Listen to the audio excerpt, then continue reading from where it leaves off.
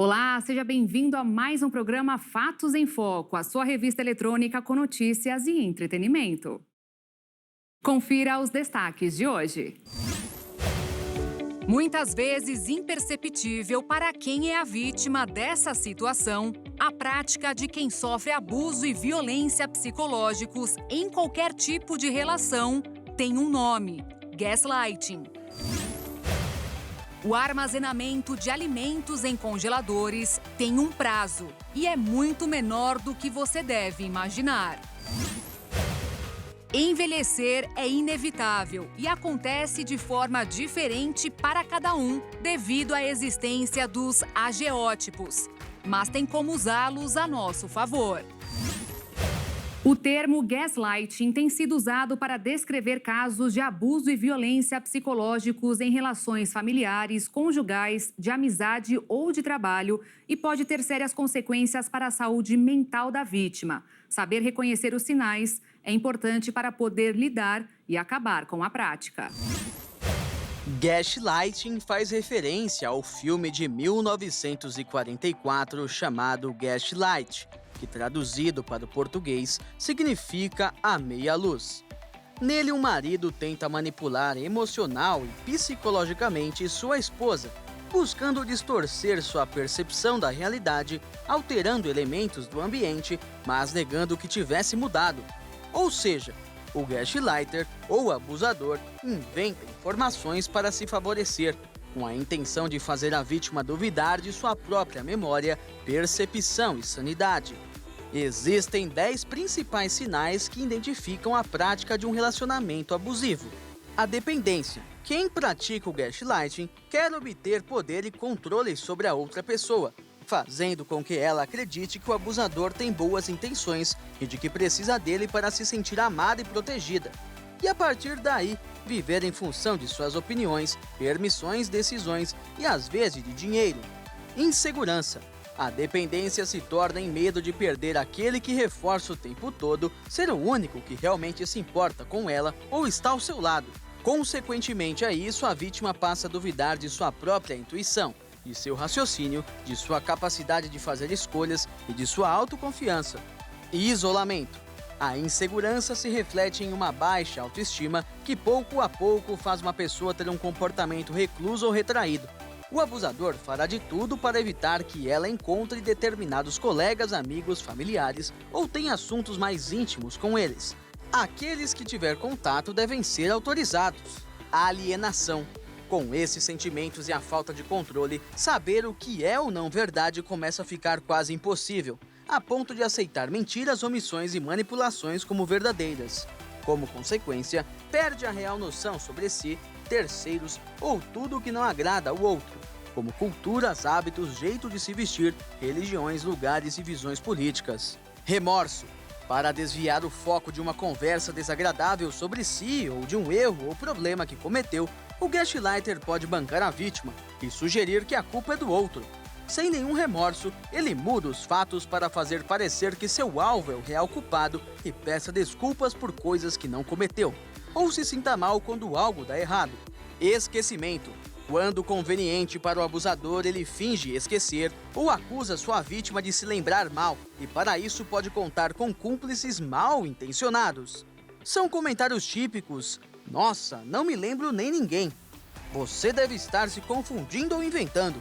Está tudo bem com sua memória?"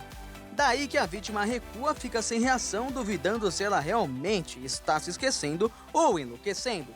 Silenciamento. Ambos os gêneros podem ser silenciados, mas sobretudo as mulheres, e têm suas opiniões, dúvidas, queixas e preocupações ignoradas ou desvalorizadas pelo gaslighter. Isso pode ocorrer tanto numa relação conjugal como quando vão ao médico, decidem fechar negócios ou estão ao trabalho. Também não é incomum serem ofendidas, difamadas, diminuídas e prejudicadas. Ansiedade. Algumas vítimas até podem perceber ou suspeitar que seu abusador mente, nega ou minimiza fatos que elas sabem que são verdadeiros, mas com dificuldades para se expressar, rebater e se impor, ficam caladas, o que causa ansiedade. Esse sintoma pode manifestar ainda quando se está perante o abusador, sabe o que encontrará ou torna cúmplice de suas ações. Depressão. Nas mãos de um abusador por já algum tempo, é comum o abusado se perguntar, mas sem identificar o motivo, se anda sensível demais ou porque não está feliz, mesmo tendo muitas coisas boas na vida. A pessoa se sente sem identidade, incompreendida, sem valor e para baixo. Dessa forma, o caminho para a depressão é instaurado com sucesso. Omissão. Como os ataques do gaslighter são incessantes e visam o isolamento da vítima, mesmo que ela tenha familiares ou amigos mais presentes, começa a esconder informações, por crer que será criticada, julgada ou entrará em discussões. Mas é importante ter ciência de que omitir fatos não ajudará. Pelo contrário, sua exposição é que permitirá mudanças e o fim desse pesadelo. Se você suspeita estar sendo alvo de gaslighting por alguém próximo a você, existem duas coisas que você pode fazer para proteger seu senso de identidade e realidade. Observe atentamente. Por mais convincente que seja um gaslighter, é raro que eles nunca cometam erros. Tente perceber como o comportamento deles muda em relação a você em comparação com outras pessoas em sua vida. E exija que eles sejam responsáveis pela narrativa que lhe contam. Logo, você poderá perceber inconsistências em seu comportamento, o que pode ajudar a recuperar o controle de sua própria versão da história. Envolva outras pessoas. Confiar em outras pessoas como um amigo de confiança ou um profissional qualificado não apenas fará você se sentir mais aliviado, mas também ajudará você a obter uma perspectiva e restaurar seu senso de realidade. Também é importante buscar ajuda especializada para conseguir se afastar de um relacionamento abusivo. O título de cada informação nos portais de notícia é o que vai despertar aquela vontade de saber mais sobre o assunto. E uma pesquisa mostrou que quanto mais palavra negativa a manchete tiver, mais as pessoas acessam o conteúdo. É comum recebermos diversas notícias no nosso celular ao longo do dia, mas qual que chama mais a sua atenção? A que diz centenas de pessoas conseguem dormir em local seguro ou milhares de pessoas ficam desabrigadas no último fim de semana? Pode parecer estranho, mas o uso de palavras negativas nos títulos de notícias online aumenta a probabilidade de que as pessoas cliquem para ler o texto inteiro, enquanto palavras com tom positivo não têm a mesma relevância, diminuindo o interesse dos leitores. O clickbait, que significa algo como isca de cliques, são títulos pensados para atrair ao máximo a curiosidade do leitor, para que clique nelas, e não necessariamente tão voltados ao conteúdo jornalístico. Segundo pesquisadores universitários dos Estados Unidos e da Alemanha, a negatividade acaba impulsionando a audiência na internet. Eles estimam que cada uma das palavras com significado negativo aumente em 2,3% a taxa de cliques no título de notícia. Já cada uma das palavras com tom positivo faz diminuir em 1% a taxa. A equipe observou ainda que palavras associadas à ideia de tristeza tendem a aumentar ligeiramente a taxa de cliques, enquanto as ligadas à alegria ou medo diminuem ligeiramente essa frequência. Já as que estão associadas à raiva não parecem ter efeito significativo. Uma possibilidade é que, ao compartilhar algo, a pessoa tende a reforçar o sentimento de pertencimento a um grupo ou a necessidade de marcar posição online, o que não é necessário nas leituras que ela faz de forma privada na internet. Um dos projetos mais promissores com o uso da tecnologia está sendo testado na Holanda. O veículo, batizado de Hyperloop, promete fazer viagens tão rápidas quanto um avião. Seja por desenhos animados, como em Os Jetsons, ou até mesmo em filmes futuristas, os carros voadores sempre estiveram presentes. Contudo, ao que parece, a tecnologia poderá inovar ainda mais do que imaginamos. Então vamos fazer um jogo. Imagine poder se locomover na velocidade do som, em trens confortáveis, viagens rápidas e por preços acessíveis. Pois bem, em breve essa condição será possível. O Hyperloop surgiu como uma ideia de Elon Musk e vem sendo estudada e desenvolvida para revolucionar os meios de transporte, a mobilidade urbana e as viagens de trem. Criada há alguns anos, o Hyperloop é como um trem. São cápsulas que irão se deslocar por um tubo a vácuo através da força de um motor elétrico carregado por painéis solares. Na prática, ele se parece com aqueles canos de entrega de cartas e encomendas nos edifícios antigos, que usam o ar comprimido para enviar coisas. Por ser a vácuo, o trem não encontra nenhum obstáculo, nem mesmo o ar, e por isso atinge velocidades tão altas. A cápsula flutua sobre os trilhos através de uma levitação magnética. E assim, essa nova modalidade de transporte está sendo testada e será inaugurada na Holanda. A empresa holandesa Heart Hyperloop planeja realizar os primeiros testes com as cápsulas rápidas nas próximas semanas e o centro está aberto a empresas que desenvolvam qualquer aspecto da tecnologia Hyperloop. Segundo o diretor de tecnologia e engenharia da companhia, Marinus van der Mais, um dos pontos mais relevantes do projeto é a questão da sustentabilidade. Por ter um motor elétrico e nenhuma resistência, os gastos energéticos serão quase mínimos. Além desses pontos, seu principal objetivo é diminuir o tempo de viagens, principalmente de curta distância. O diretor do projeto acredita que por volta de 2050, a Europa pode ter uma rede de túneis de aproximadamente 10 mil quilômetros. A população carcerária brasileira cresceu 21% nos últimos 7 anos. Mais de 852 mil pessoas terminaram o ano de 2023 atrás das grades, de acordo com dados divulgados pelo Sistema Nacional de Informações Penais. O sistema mantido pela Secretaria Nacional de Políticas Penais mostrou que mais de 650 mil brasileiros estão em celas físicas e outros 201 mil em prisão domiciliar com ou sem monitoramento eletrônico. A maioria da população carcerária é formada por homens negros com idades que variam de 35 a 45 anos. Os dados também apontaram que a maioria da população carcerária não concluiu o ensino fundamental e mais de 17 mil detentos não sabem ler ou escrever. Porém, cerca de 124 mil fazem cursos para completar a educação básica até o ensino médio. No final de 2023, mais de 183 mil pessoas cumpriam pena por tráfico de drogas. Outros 116 mil por roubo qualificado e 63 mil por roubo simples. Outros crimes, como associação ao tráfico, furto qualificado, receptação e posse de arma de fogo, também figuram entre os mais cometidos do país. A maioria dos detentos brasileiros cumprem penas que variam de 8 até 15 anos de prisão. 18 mil cumprem sentenças que variam de 30 até 50 anos. Já um grupo de 6 mil possuem penas de 50 a 100 anos.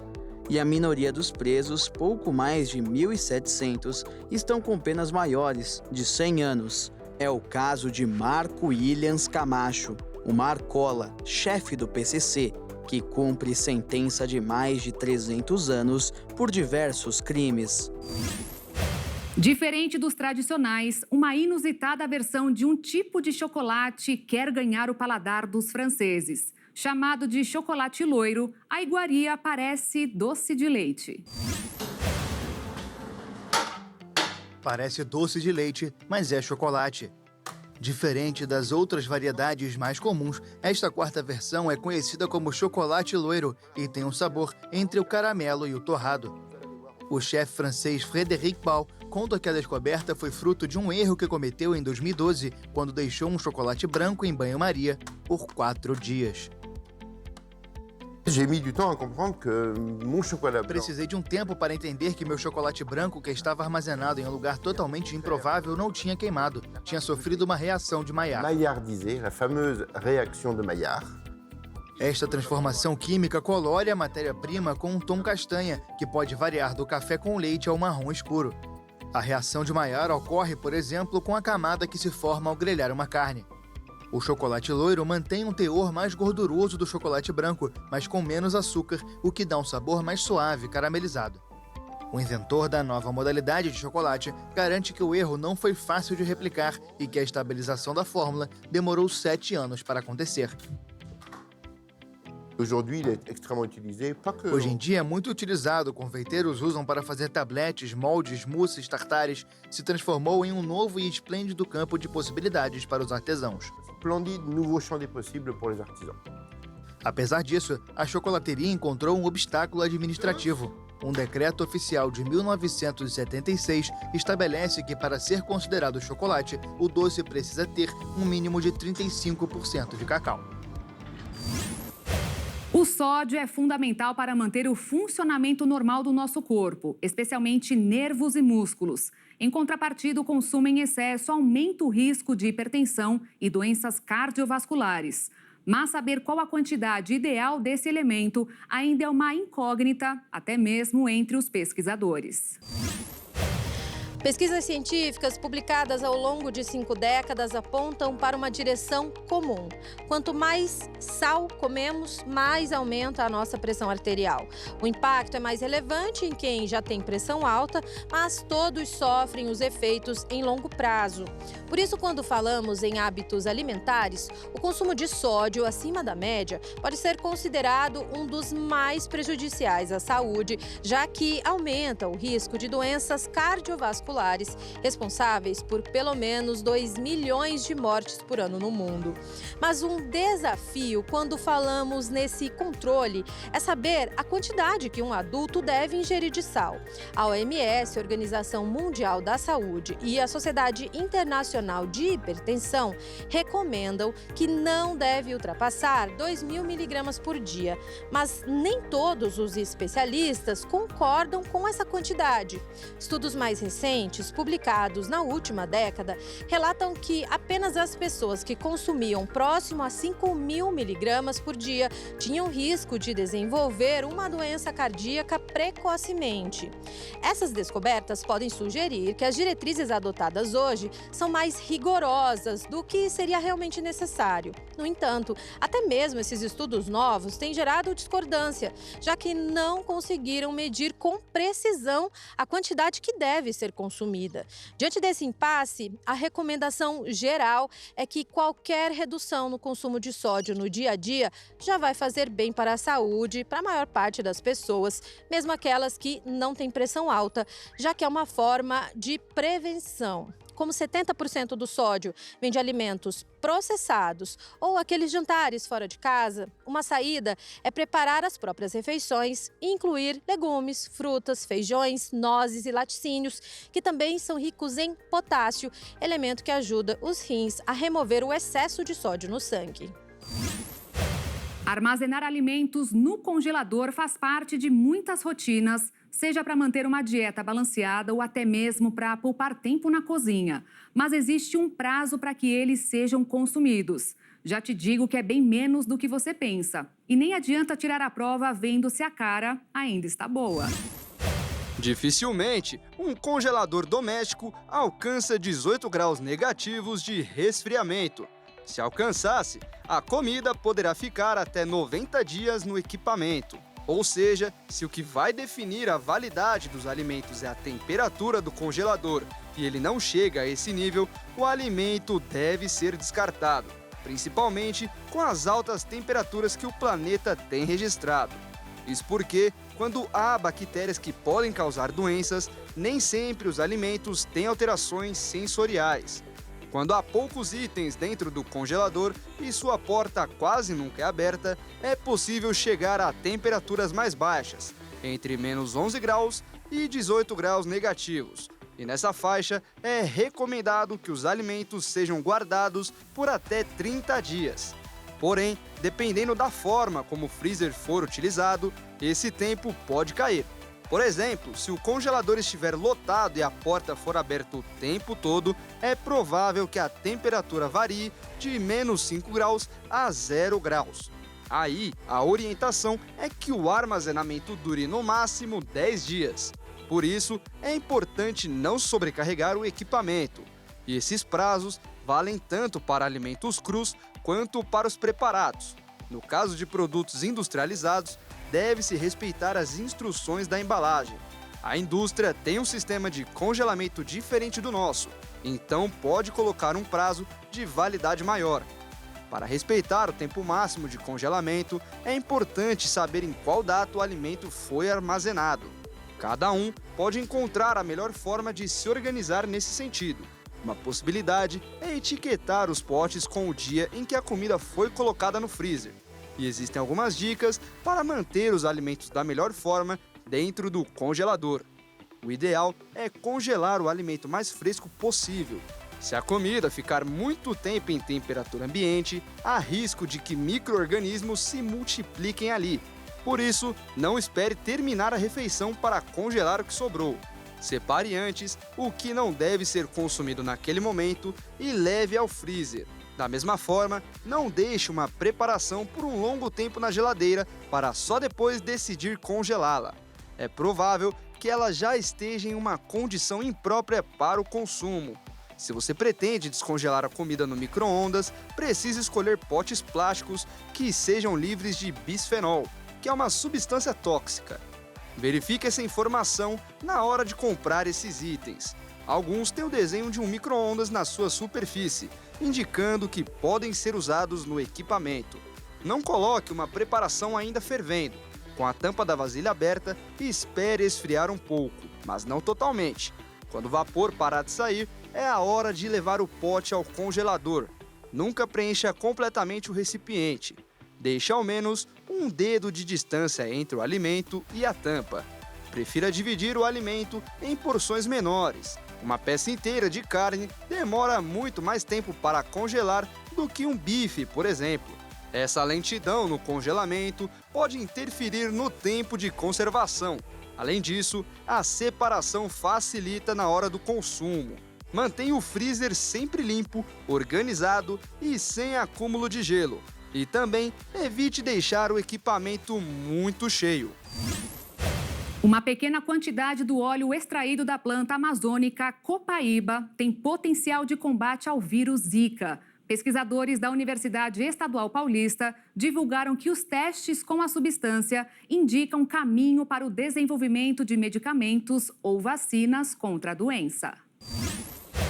O estudo, que contou com o financiamento da FAPESP, foi iniciado com ensaios que confirmaram a estabilidade das nanoemulsões por 60 dias, quando armazenadas a 4 graus Celsius, e sua capacidade de ser internalizada pelas células infectadas pelo vírus. Em seguida, os pesquisadores fizeram tratamentos simultâneos com a nanoemulsão, que são dispersões onde o tamanho das gotas estão em escala nanométrica, a uma concentração máxima não tóxica de 180 microgramas por mililitro. Os resultados mostraram uma inibição viral de 80% para a versão com o óleo e de 70% para outra formulação sem o óleo de copaíba. Os pesquisadores também fizeram um ensaio de dose-dependência para verificar se uma concentração aumentada melhoraria a capacidade de inibição nos níveis de RNA viral, o que foi confirmado. Apesar dos resultados promissores, como a nanoemulsão sem o óleo também apresentou atividade antiviral, os pesquisadores estão cautelosos. Segundo eles, existe a possibilidade de parte do efeito antiviral estar relacionada à composição da lectina do ovo presente na estrutura da nanoemulsão. Além disso, faltam detalhes sobre como a replicação do Zika vírus é inibida. Por enquanto, a prevenção por meio do combate ao mosquito Aedes aegypti, transmissor da doença, se mantém como a melhor maneira de combatê-la. Há cerca de 8 anos, o Zika se revelou capaz de causar em bebês uma síndrome congênita, que inclui alterações visuais, auditivas e neuropsicomotoras. Em adultos também pode provocar transtornos neurológicos, como a síndrome Guillain-Barré. Até o momento, não há vacinas ou opções específicas para tratar a infecção.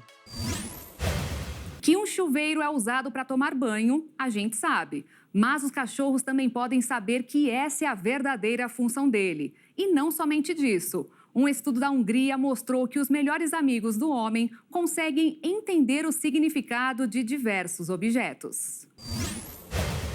Os cachorros são muito espertos.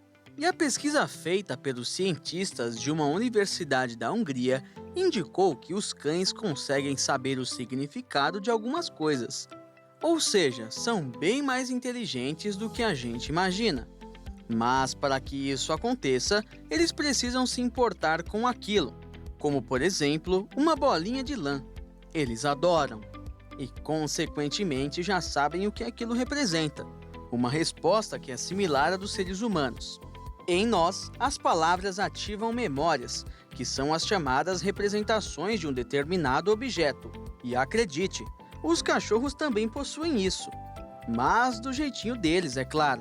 Ao escutar o nome daquilo que estão habituados, os cães transformam isso numa representação mental. Essa habilidade não pode ser generalizada. Nem todos os animais são capazes de fazer isso, mas indica uma capacidade maior entre os mamíferos que pode ser desenvolvida a partir do contato com o sentido das palavras.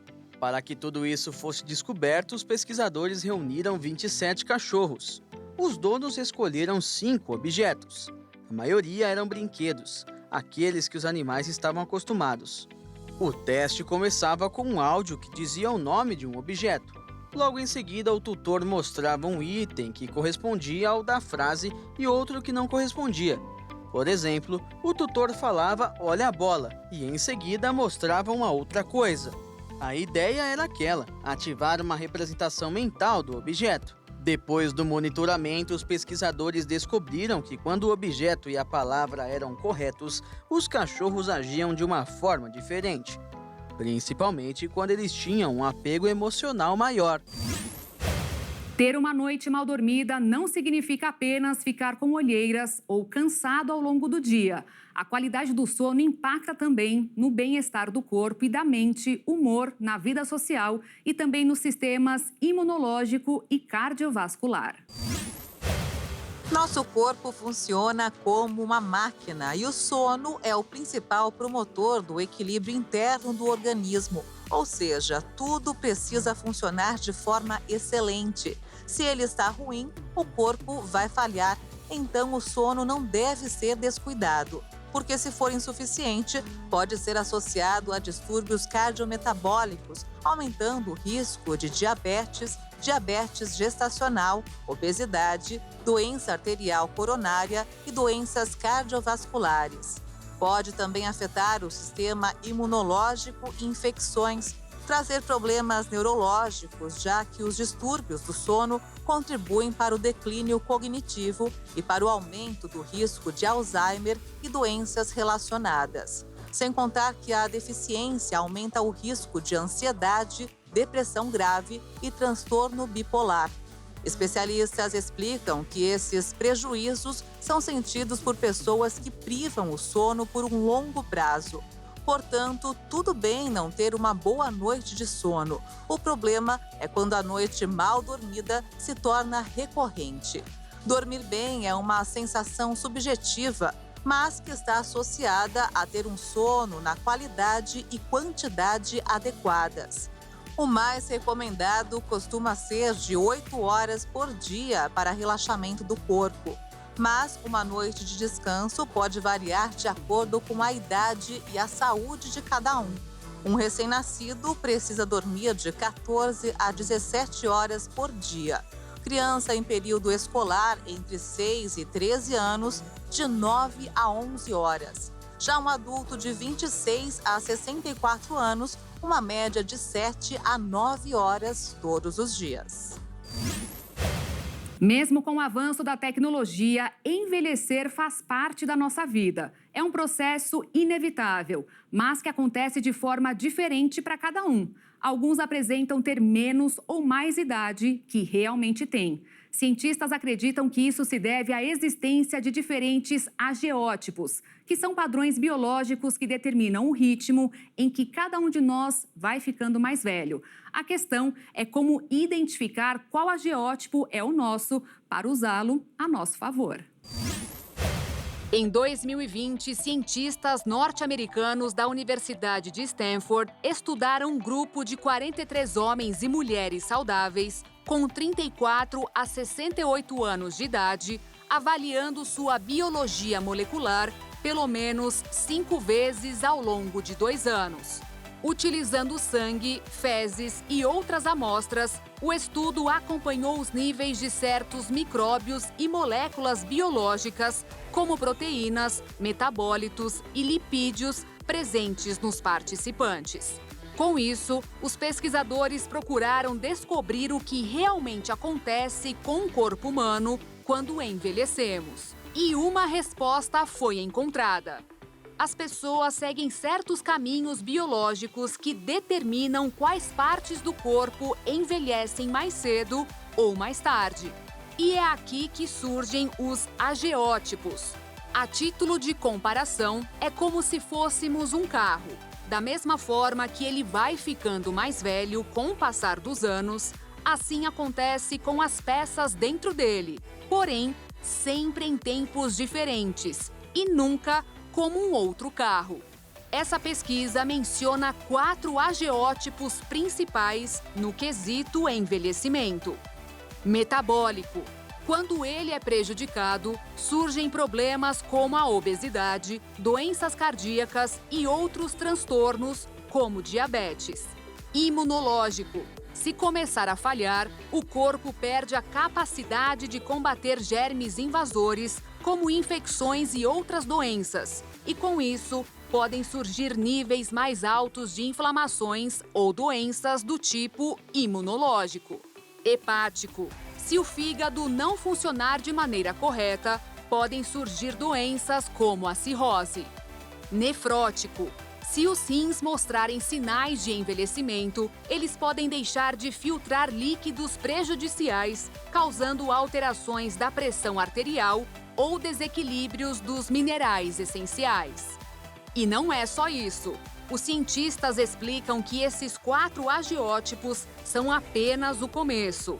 Já se sabe que existem muito mais, como o ageótipo cardiovascular, diretamente relacionado ao coração, biologicamente mais envelhecido que os demais órgãos, e o estresse oxidativo, que acontece quando o nosso corpo produz compostos que não são úteis para a vida e, consequentemente, alteram a funcionalidade da membrana celular.